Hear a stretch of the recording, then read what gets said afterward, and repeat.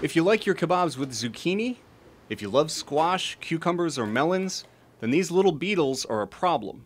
Because spotted cucumber beetles attack all those plants, and they can carry a nasty kind of bacteria, says North Carolina State University ecologist Rob Dunn. That bacteria then gets into the veins of the plant. It gets into the veins and it literally gums them up with like this sticky stuff. And that then causes the veins to clog and something very much like a heart attack for the squash plant. The disease can devastate a field, and like many plant plagues, Dunn says it spreads more easily on modern agriculture's large-scale farms. Now, even for pretty minor crops, we plant exactly the same variety for miles and miles. And so if you're at the edge of that, like some hungry bacteria or hungry fungus or whatever else, it's the Holy Land, right? I mean, it's unbelievable. You know, you can eat from one end to the other. The worst case scenario is the Irish potato famine of the 1840s.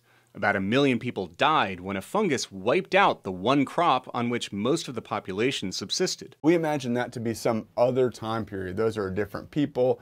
You know, that's the 1800s. That's not about us. But his new book, Never Out of Season, tells the stories of Henry Ford's ravaged rubber plantations in the 1930s, the fungus that destroyed Brazil's chocolate industry in the 1980s, and more. Dunn agrees that modern agriculture is feeding more people less expensively than ever.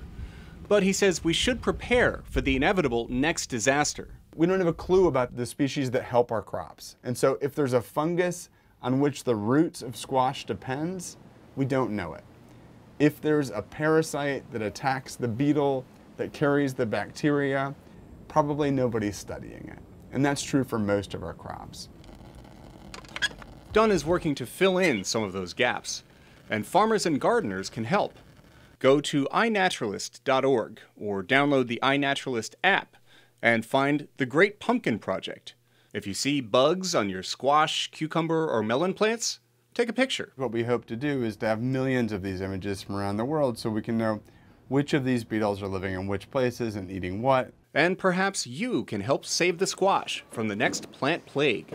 Steve Baragona, VOA News, Raleigh, North Carolina.